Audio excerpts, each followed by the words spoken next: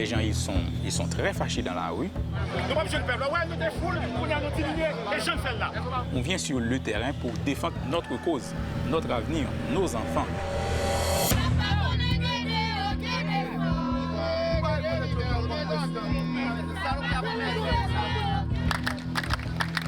C'est une bataille pour que tous les corrompus soient punis. C'est un mouvement de la jeunesse. La jeunesse n'arrêtera pas tant que nous n'aurons pas reddition de comptes et justice sociale.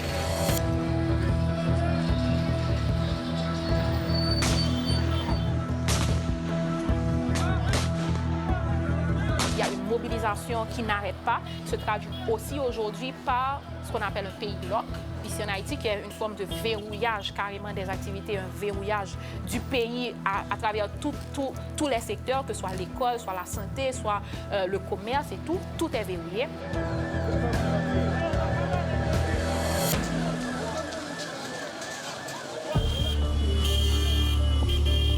Pays lock, c'est-à-dire pays bloqué.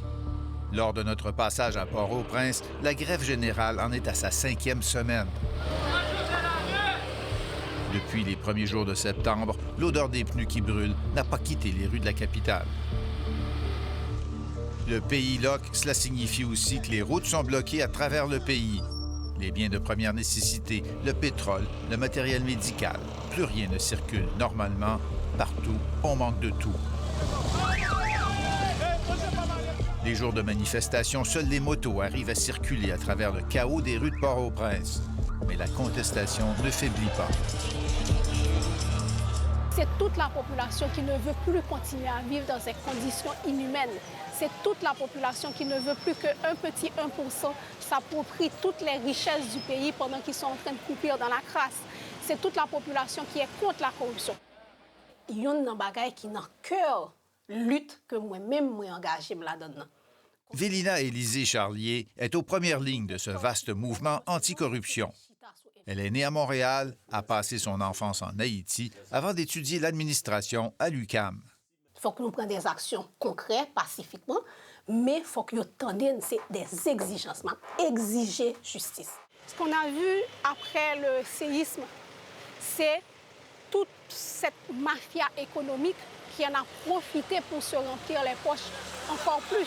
Et comme c'était des gens qui étaient déjà dans l'administration publique, donc ils connaissent très bien tous les couloirs de l'administration publique, donc ils ont fait que perpétuer cette pratique d'impunité, de corruption que nous avons en Haïti et qui remonte vraiment à près de 200 ans.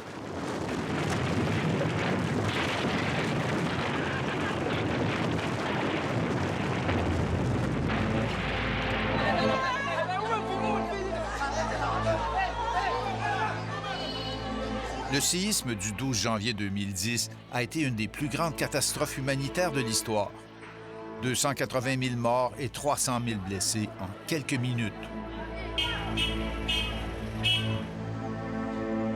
Plusieurs ont vu naître dans cette catastrophe l'espoir de reconstruire Haïti sur des bases nouvelles.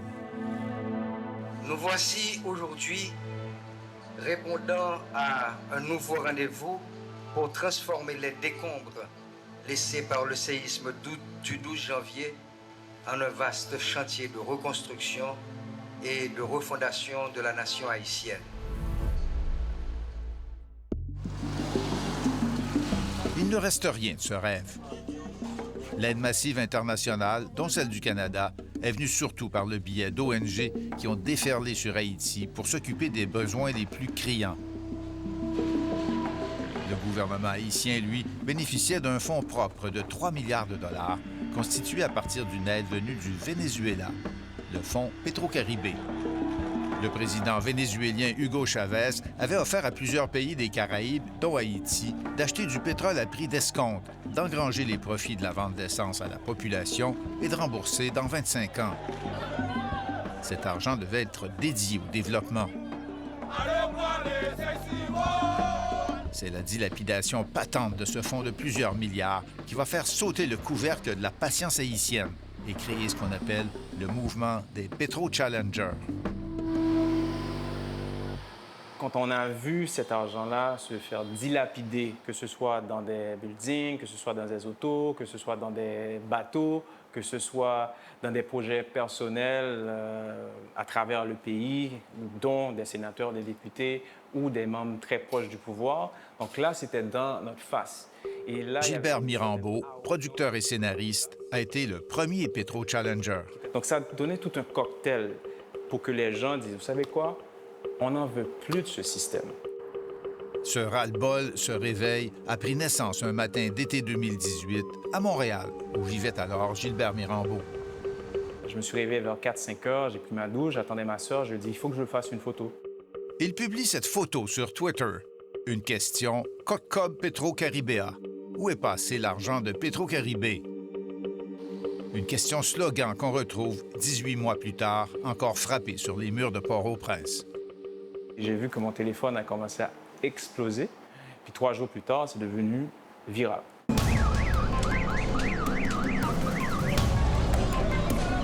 Gilbert Mirambeau revient en Haïti. Le mouvement Petro Challenger fait boule de neige dans un pays déjà survolté par l'augmentation brutale du prix de l'essence, une inflation généralisée. Une trentaine de jeunes se mobilisent autour du tweet de Gilbert Mirambeau pour former le groupe Nous Pape Domi. Nous ne dormons pas. Manifestation, sit-in, ils vont forcer la main des juges de la Cour supérieure des comptes qui, selon eux, tardent à publier les conclusions d'une vaste enquête sur ce fonds. Quand on a fait pression, qu'on a exigé qu'ils nous donnent le rapport sur la gestion des fonds Petro-Caribé, on a eu 10 ans de gargotage, 10 ans de dilapidation, 10 ans de corruption étalés comme ça au vu et au su de tous. C'est sûr qu'il y avait beaucoup de rumeurs, qu'on s'en doutait. Hein? 2 rapports successifs sont autant de bombes. Le gaspillage de ce fonds Petro-Caribé qui devait servir au développement est évident. Moi, sermenté devant bon Dieu et devant le pays. Un système de corruption généralisée est mis en lumière de 2008 à 2018 sous 4 présidences et 6 gouvernements. C'est du pareil au même. Même l'actuel président Jovenel Moïse est épinglé pour un stratagème daté d'avant sa présidence, alors qu'il était homme d'affaires et que 2 de ses compagnies ont signé 2 contrats presque identiques pour la même construction d'une même route.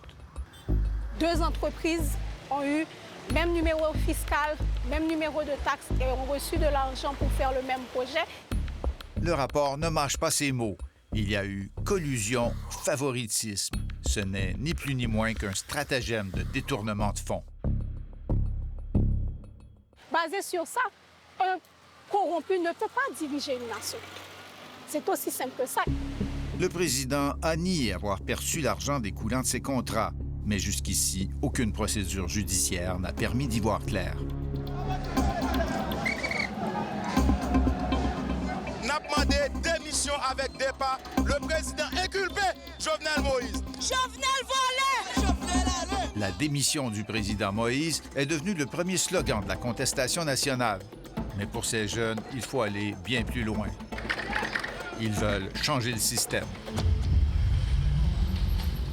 Une classe politique qui a institutionnalisé, généralisé et mis en place des mécanismes de corruption et d'impunité et qui n'est pas non plus innocente et non plus distante de tout ce qui se passe aujourd'hui. Pascale Solage, journaliste et militante féministe. C'est quand même 6 gouvernements et c'est quand même le président Préval, c'est Privert, c'est Martelly et c'est après Jovenel Moïse aujourd'hui. Gilbert Mirambeau est producteur.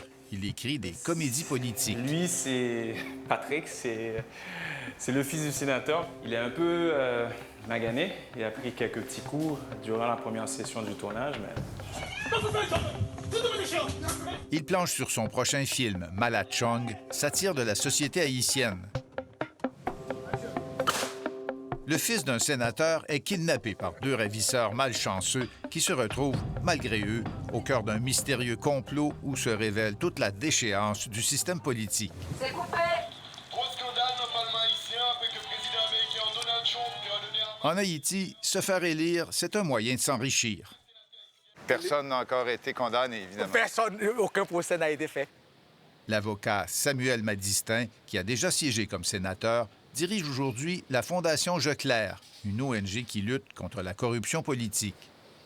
Vous pouvez avoir quelqu'un qui habite chez vous, à côté de chez vous, qui ne peut pas acheter une bicyclette, mais qui est populaire, qui est aimé de sa communauté, qui est élu député. 1 an plus tard, eh bien, il peut construire 2, 3 immeubles pour $1 million, pour $600 000. Et dans toute impunité, hein, personne ne dit rien. Un des enjeux, mettre fin à l'immunité qui protège les élus de toute poursuite. Ce sont des gens, justement, qui bénéficient de l'immunité. Soit de l'immunité parlementaire, soit de l'immunité comme président de la République, ou bien comme ministre, ou bien comme directeur général. Et nous avons demandé à ce que les immunités tombent devant la lutte contre la corruption.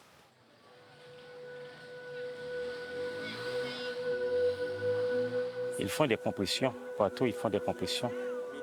Wilbert Chéry est une des victimes de cette catastrophe économique. Il a travaillé comme chauffeur pendant des années. Depuis 7 ans, il est au chômage, comme la moitié des Haïtiens. Comment demander aux gens de rester chez eux pour ne pas manifester quand la jeunesse perd confiance dans l'avenir? Ces gens-là, quand ils ont terminé les études classiques, les études universitaires, ils sont obligés de laisser le pays pour se rendre au Canada, aux États-Unis, au Chili. Toi, si tu avais du travail et donc de l'argent, qu'est-ce que ça changerait? Je vais envoyer mon garçon à l'université et je mène une vie mieux que ça. C'est le pays le plus pauvre de l'hémisphère. De 50 à 70 % de chômage, la majorité vit avec moins de 3 $ canadiens par jour, alors que les prix ne cessent d'augmenter. Mais le soulèvement est déjà commencé. C'est déjà commencé. Ça commence. Ces gens-là n'ont pas accès aux soins médicaux. Ces gens-là n'ont pas accès à l'eau potable. Ces gens-là n'ont pas accès au logement. Plus de 6 millions d'Haïtiens vivent au seuil de pauvreté, à moins de 2,41 $ par jour. Plus de 5 millions d'Haïtiens vivent au seuil de pauvreté extrême. Est-ce qu'un peuple peut vivre comme ça?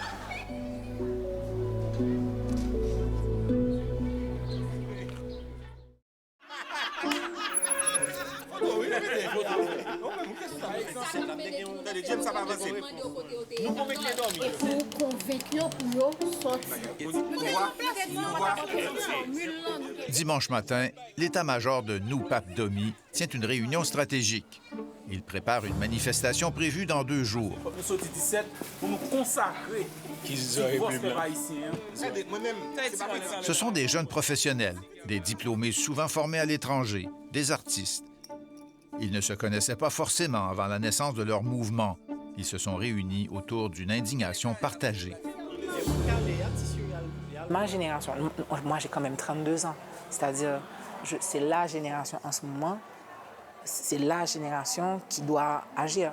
Gaëlle Bien-Aimée, féministe et comédienne. Mais pour des raisons, je pense, d'éducation, tu vois, nos parents, c'était des gens qui ont grandi sous la dictature. Je pense qu'il y a un rapport avec la politique très... Il y a comme une sorte de retenue.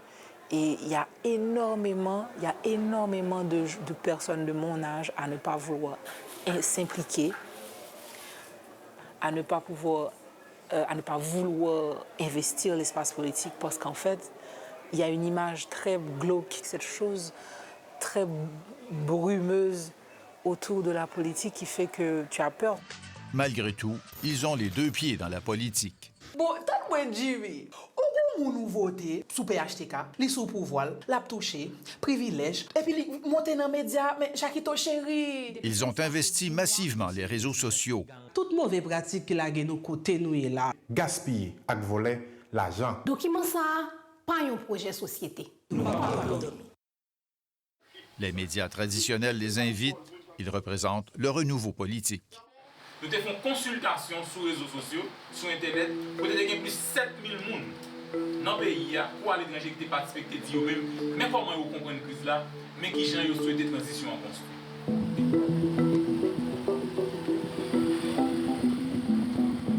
James Beltis est un des leaders du groupe. Nous lui avons demandé, pour notre entretien, de choisir un lieu qui symbolise ce qui ne marche pas dans le pays. Je viens ici, c'est parce que pour moi, en Haïti, l'éducation, c'est un problème majeur. Si on dit que les fonds Petro-Caribé est dans le cadre d'un prêt que l'État haïtien a fait pour améliorer les conditions de vie des citoyens haïtiens, et s'il y a un problème majeur dans la société haïtienne, c'est le problème d'éducation. Il y a des figures... Nous sommes dans un lycée public. Comme tous les autres, il est fermé depuis 5 semaines à cause de la grève générale. Même s'il s'agit d'une école publique, y inscrire ses enfants tient ici du privilège. En fait, nous avons en Haïti et 82% des écoles sont des écoles privées et le reste est l'État. Il y a une très grande demande pour les écoles publiques. Mais il y a aussi des contacts qu'il faut faire au niveau du système éducatif, des officiels, des députés, pour avoir une place dans les lycées et ça, c'est très payant. Ça veut dire que même pour aller à l'école publique, il y a un peu de corruption ou de politique? Bon, il y a tout ça, parce qu'il y a certains qui arrivent à trouver une place dans les lycées, ils ne passent pas normalement par le chemin tracé par l'administration de l'école, en fait. Ils utilisent soit un député ou un professeur ou un directeur d'école. C'est de la corruption, quoi. Vive la zone économique Petro-Caribé. Merci. L'arrivée d'un nouveau président en 2011, Michel Martelly, crée l'espoir qu'il saura faire bon usage du fonds Petro-Caribé, le seul sous responsabilité haïtienne. Gérer de grands projets, construction de l'école, capable d'assurer que cantine populaire est appliquée dans tout le pays, des kits pour aider les planteurs, kits pour aider les agriculteurs, kits pour aider les gens qui sont dans des conditions difficiles. C'est une image d'un pays moderne, une petite Suisse des Caraïbes que l'on croit apercevoir à travers ces photos tirées d'un bilan officiel du fonds Petro-Caribé. Sur le terrain, c'est une autre image. Pour chaque projet qu'on dit compléter, plusieurs font l'objet de blâmes pour retard, coûts excessifs, mauvaise gestion comptable ou contrats irréguliers. Une foule d'autres chantiers restent en plan, faute de fonds, comme ce projet de viaduc dans la commune de Carrefour. Le contrat d'exécution de quelques 18 millions de dollars canadiens a été signé en décembre 2012. Les travaux devaient durer 18 mois. Ils ont été arrêtés plus de 5 ans plus tard.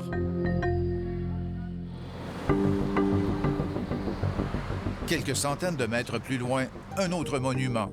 C'est le marché de Fontamara, dans le quartier de Martissan. Des travaux de 8 millions de dollars, aussi abandonnés.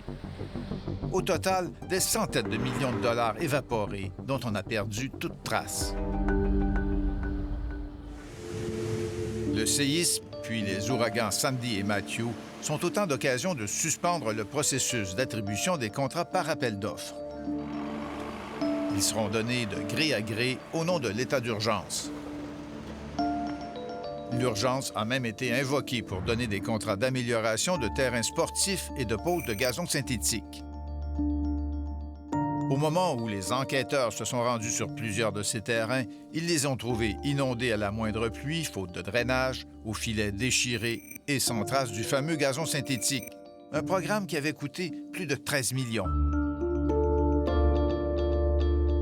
Petro-Caribé, contrairement aux autres scandales financiers dans le pays, c'est tangible. Ça se voit. Ces rapports-là sont des rapports techniques faits par des vérificateurs, des auditeurs de la Cour. Donc, c'est vraiment une première dans la lutte contre la corruption ici. OK. Je pense que ce sont seulement les wins, peut-être les effets de quelques sans-abri, parce qu'il y a beaucoup d'enfants des rues qui dorment à l'intérieur le soir. Et c'est un peu leur abri, quoi. C'est leur maison sur le champ de base. Parce que c'est soit qu'ils dorment là, au cœur du champ de base, soit ils dorment ici. L'économiste Emmanuel Adouillon nous fait visiter un autre des multiples symboles des échecs de la reconstruction. Le Théâtre Rex était une véritable institution culturelle pour des générations d'Haïtiens. On devait le reconstruire, on se contentera de peindre sa façade au coût invraisemblable de 300 000 $. J'aime bien ce symbole-là en particulier. Pourquoi? Parce qu'il y a eu beaucoup d'efforts pour faire semblant, pour montrer qu'on est en train de faire des choses. Genre, on paye une façade, de semer la poudre aux yeux, de montrer qu'on est en train de changer les choses, c'était vraiment fréquent. Il y a plusieurs militants qui sont déjà présents. Il y a scandé des propos hostiles à la présidente de la République, là, des paroles, les piments bouc, toute activité est paralysée. Ils sont fatigués avec toute stratagème de détournement de fonds. La police fait usage de gaz lacrymogène, une façon pour capable de disperser foule là. Ils veulent la démission du président, mais aussi une véritable reddition de comptes et un méga procès. Aujourd'hui, nous, on demande des comptes.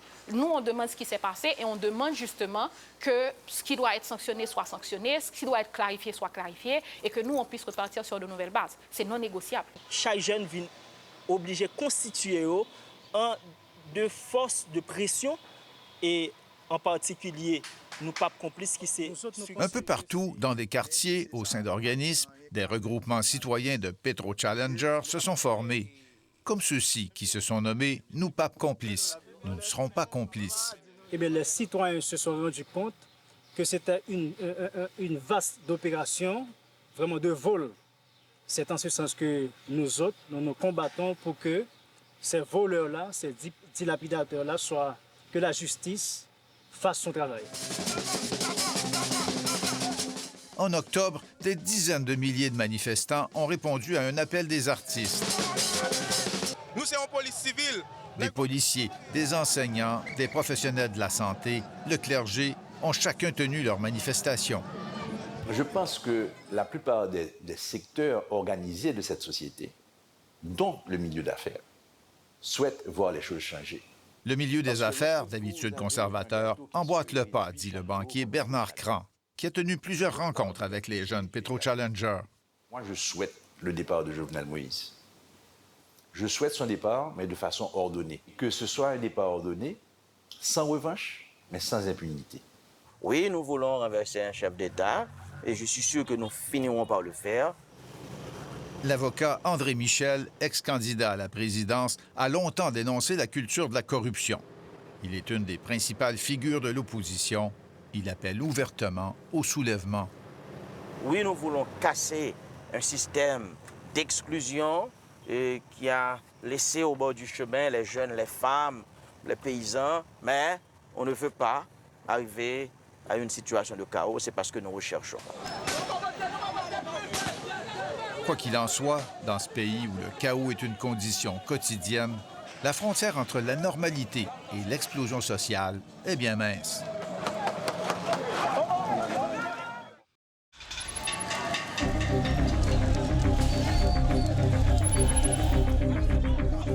Combien de temps peut durer cette crise qui conduit le pays au seuil de l'anarchie? Quand on traverse dans le nord, dans l'Artibonite, au niveau du sud, à la ville des Cayes, le peuple est en insurrection en fait.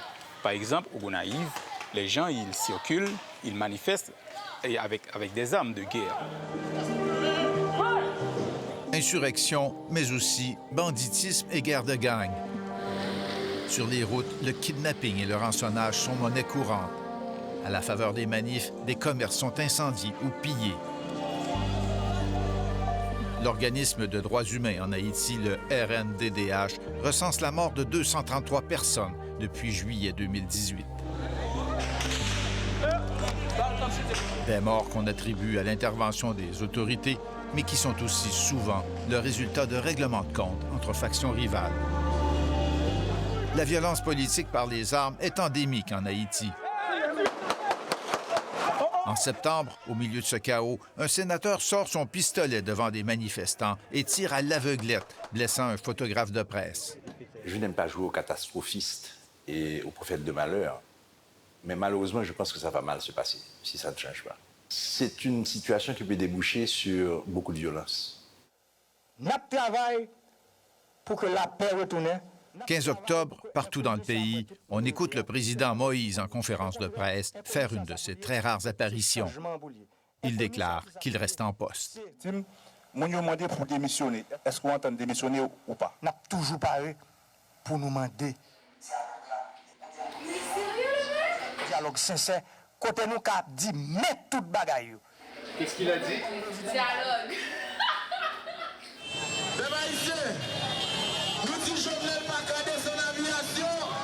Il n'en faut pas plus pour déclencher de nouvelles manifestations spontanées. Qu'est-ce qui fait que aujourd'hui Jovenel Moïse s'accroche au pouvoir? Il a peur de faire face à la rigueur de la justice qui pousse M. Jovenel Moïse à s'accrocher au pouvoir en dépit du fait qu'il est évident que Jovenel Moïse ne gouverne plus. Mais il s'accroche au pouvoir parce que le pouvoir représente pour lui une sorte de barre de protection. Le président Jovenel Moïse ne dirige plus rien. A-t-il même confiance en sa propre police? Le 17 octobre, lorsqu'il doit sortir pour une fonction protocolaire, des agents de sécurité étrangers, privés, sont filmés montant la garde depuis une tour avoisinante. Ce qui renforce l'idée que Jovenel Moïse doit sa survie politique au soutien de la communauté internationale, aux États-Unis en particulier.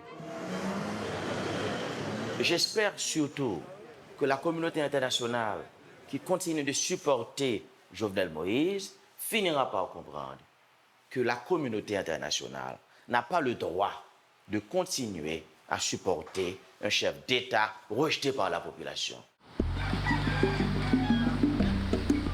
Le consensus social contre la corruption est désormais tel que toute la classe politique s'en réclame.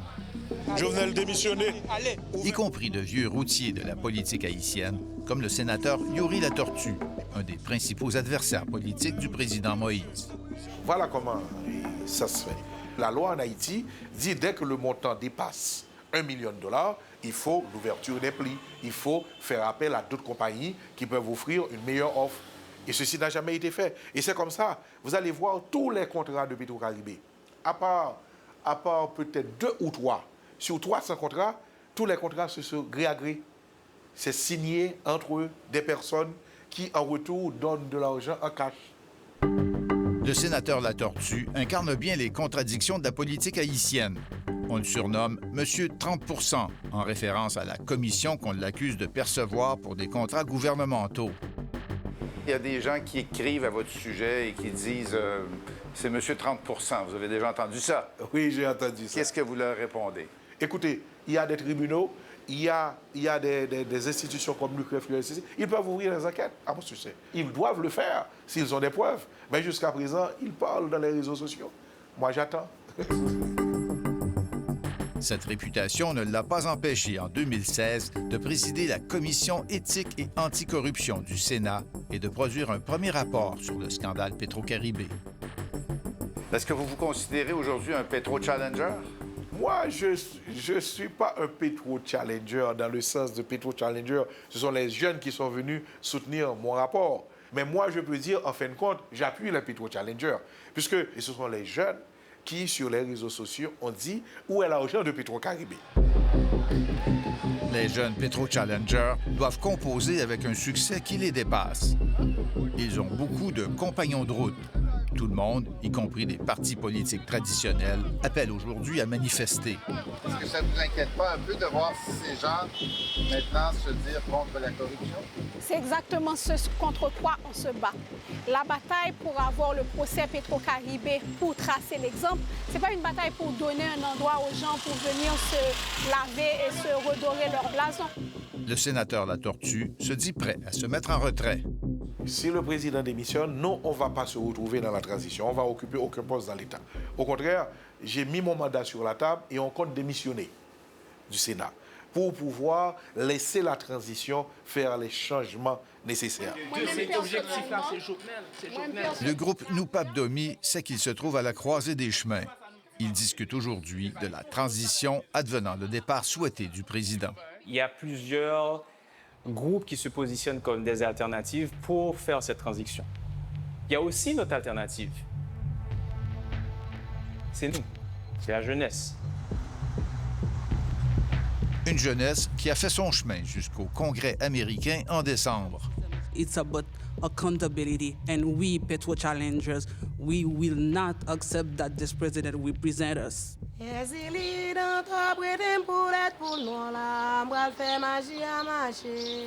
y en a parmi nous qui n'ont pas envie de faire la politique. Il y en a parmi nous qui disent c'est le moment, il faut y aller. Mais c'est très compliqué déjà dans mon groupe de faire ce regard sur la politique. Et ça me fait très peur parce qu'il faut investir l'espace politique. Il faut venir avec cette nouvelle manière de faire de la politique. Quelque chose qui soit clean. Je sais que la politique n'est clean nulle part.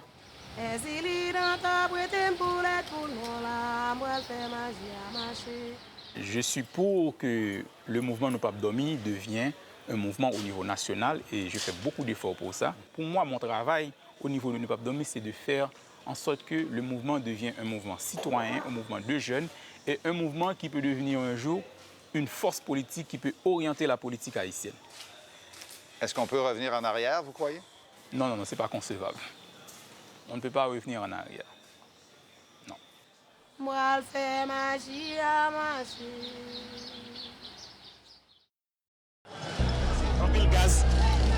En pile gaz, mais vraiment en pile gaz, capable de tirer et devant. Le 27 octobre, ça chauffait devant l'ambassade du Canada. Une machine qui est même complètement brûlée devant l'ambassade du Canada. Un cocktail Molotov a été lancé sur le terrain de la mission canadienne et des pneus ont été incendiés devant le portail. Pendant les manifestations qui, tout l'automne, ont paralysé Haïti, nous avons été frappés par l'expression d'une colère contre la communauté internationale.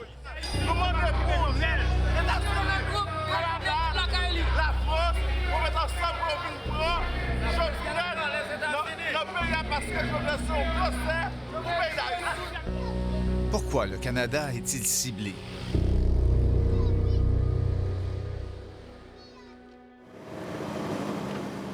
Aujourd'hui, à la vérité, ce n'est pas Jovenel qui représente l'adversaire pour la population.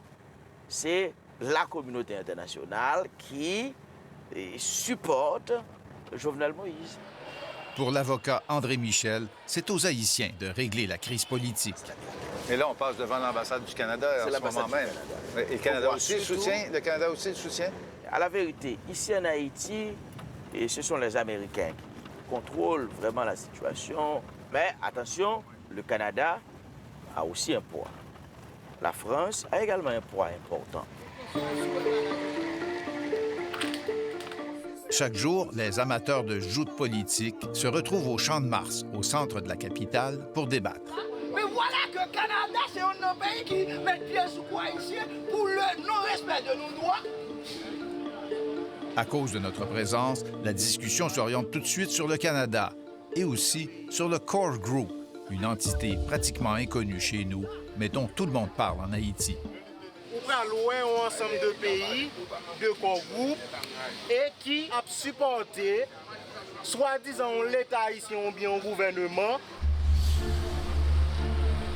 Ce Core Group est formé de représentants de quelques pays, dont les États-Unis, la France et le Canada, de même que de l'Union européenne, de l'Organisation des États américains et des Nations unies. Pour un grand nombre d'Haïtiens, ce groupe exerce ni plus ni moins qu'une tutelle sur leur pays. Pour la population, pour les citoyens, ce sont les ambassadeurs du Core Group qui représentent cette barre de protection inacceptable pour un chef d'État corrompu, inculpé dans plusieurs dossiers de corruption et de surcroît rejeté par la population. Les bases de ce groupe sont jetées en janvier 2003, au cours d'une réunion discrète, dont aucune image n'a filtré, tenue dans le parc de la Gatineau, au Québec, plus précisément au lac Meech. J'avais eu l'idée de faire cette espèce de remue-ménage avec la France, l'Union européenne, la francophonie internationale, les États-Unis, l'Organisation des États américains, pour faire une espèce de tableau, là, qu'est-ce qu'on peut faire? Haïti est alors en quasi-guerre civile. Des milices paramilitaires de l'opposition et des groupes armés fidèles au président Jean-Bertrand Aristide s'affrontent. L'ancien secrétaire d'État du Canada pour l'Amérique latine et les Caraïbes, Denis Paradis, avait reçu le mandat du premier ministre chrétien d'organiser cette rencontre spéciale de 2 jours baptisée « Initiative d'Ottawa sur Haïti ». Est-ce qu'il y avait des représentants haïtiens? Non, il n'y a pas de représentants haïtiens. Il y avait c'est strictement quelques pays qui disaient, Mané, qu'est-ce qu'on fait, nous, pour les aider? Mais il n'y avait pas de représentants haïtiens. Et pour cause, la suspension de la souveraineté du pays était sur la table. L'enjeu, c'était sérieux. On parlait de ni plus ni moins que mettre Haïti en tutelle. Non, on évite ces mots-là en politique, là, bien sûr. C'est pas de mettre Haïti en tutelle. C'était davantage de dire, est-ce que la souveraineté des États est un principe immuable? De toute évidence, la réponse est non, du moins en ce qui concerne Haïti. 1 an après ce remue-ménage au Canada, en février 2004, des forces spéciales américaines débarquent à Port-au-Prince, pendant que des soldats canadiens sécurisent l'aéroport.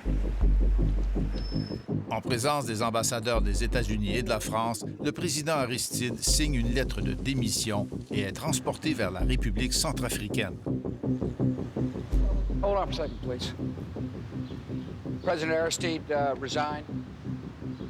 He has left his country.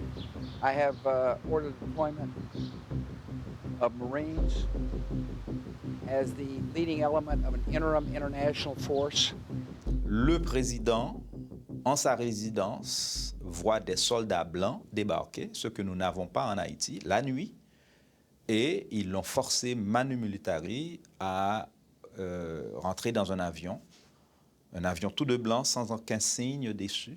Finalement, après, on a vu les images de cet avion qui est parti avec le président Aristide et son épouse. Jean Saint-Ville milite au sein de Solidarité Québec-Haïti, qui demande au Canada de couper tout lien avec le président haïtien Jovenel Moïse. Le groupe a occupé le bureau électoral de Justin Trudeau en septembre. Avant, les Haïtiens voyaient le Canada comme étant un partenaire avec qui on pouvait parler affaires, et il n'y avait jamais cette perception qu'il pourrait y avoir une tentation de contrôle, de mainmise, d'impérialisme, etc. Impérialisme ou non, les Nations unies élaborent à cette époque un nouveau principe du droit international, la responsabilité de protéger les populations. Et dès le lendemain du départ d'Aristide, le Conseil de sécurité dépêche des casques bleus en Haïti pour assurer la stabilité du pays. Ils y sont restés pendant 15 années, de 2004 à 2019. L'ONU a été considérée par beaucoup d'Haïtiens comme une force d'occupation. Vous n'avez pas l'impression d'avoir fait un coup d'État en Haïti? Pas du tout. Pas du tout. Les gens ne comprennent pas ce que ça signifie pour un Noir d'entendre des Blancs se réunir et pour dire que vous représentez une bombe qu'il faut désamorcer. Avec le séisme de 2010 et la vague de l'aide internationale, les ambassades du Core Group vont devenir omniprésentes en Haïti. Gilles Rivard, ambassadeur du Canada à cette époque. Quand j'étais ambassadeur, je rencontrais le président Préval 3 ou 4 fois par mois pour parler de toutes sortes de choses. Une proximité qui a, selon lui, entraîné une fausse perception. Il y a beaucoup d'Haïtiens qui ont peut-être l'impression que c'est une espèce de gouvernement parallèle. C'est pas du tout ça. Le Core Group, c'était tout simplement une structure pour permettre une meilleure coordination entre les différentes institutions présentes en Haïti, les principales. L'aide humanitaire, c'est une chose, mais il y a aussi les intérêts stratégiques. L'actuel président Moïse fait certes bon ménage avec les grandes puissances. En 2018, Haïti était parmi les pays conviés par Justin Trudeau au sommet du G7 de Charlevoix. Cette relation privilégiée a aussi une contrepartie diplomatique. Haïti avait une relation privilégiée avec le Venezuela. Aujourd'hui, je suis avec mon frère, le président Maduro. Et pourtant, en 2019, le président Moïse s'est rangé derrière les États-Unis et le Canada pour tourner le dos au président Maduro du Venezuela. Reste à voir si cette fidélité au Core Group pourra sauver sa présidence.